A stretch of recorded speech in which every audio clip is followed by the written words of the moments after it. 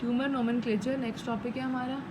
अगर जो हमारे पास अब दो तरह की ट्यूमर का ओरिजिन दो जगहों से होता है, एपिथेलियल ओरिजिन भी हो सकता है और मीजेनकाइमल ओरिजिन भी हो सकता है।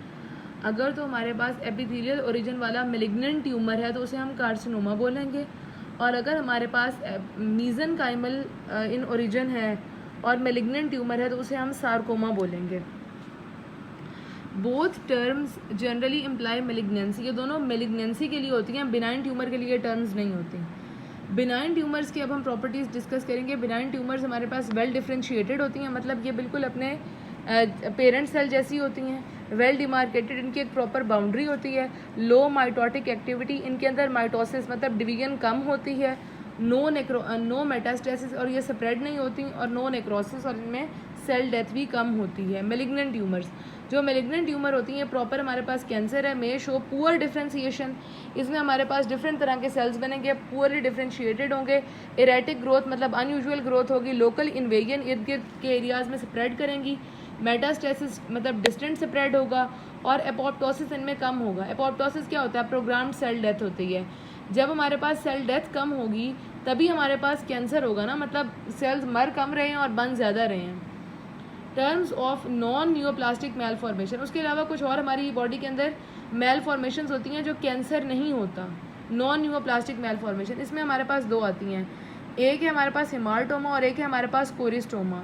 हेमार्टोमा वाले जो सेल जो होता है ना, इसमें हमारे पास सेल्स जो हैं वो अपनी जगह पर ही रहते हैं लेकिन वो डिसऑर्गेनाइज्ड होते हैं। Disorganised over growth of tissue in their native location, रहते अपनी जगह पे हैं।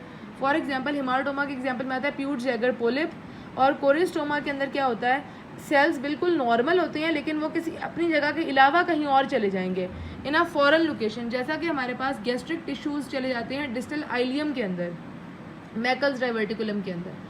तो मैकल्स डाइवर्टिकुलम किसकी एग्जाम्पल है? कोरिस्टोमा की। और हमारे पास प्यूट जैगर सिंड्रोम किसकी एग्जाम्पल है? हेमार्टोमा की। अब हम इसकी देखते हैं बिनाइन और मेलिग्नेंट। जो हमारे पास एपिथेलियल ओरिजिन होते हैं वो सिर्फ दो होते हैं, ई पी, ए और पी।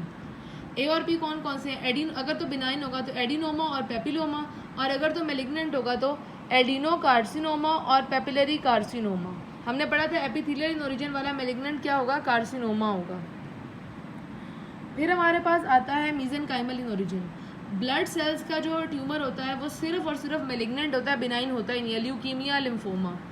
उसके बाद ब्लड वेसल्स में हमारे पास अगर तो बिनाइन होगा तो हिमेंजियोमा, और अगर तो मेलिग्नेंट होगा तो एंजियोसार्कोमा। अब ये सारे सार्कोमाज होंगे क्योंकि मीजेनकाइमल इन ओरिजिन है।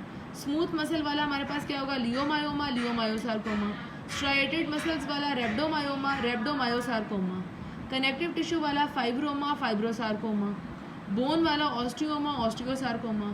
फैट वाला लाइपोमा और लाइपोसार्कोमा।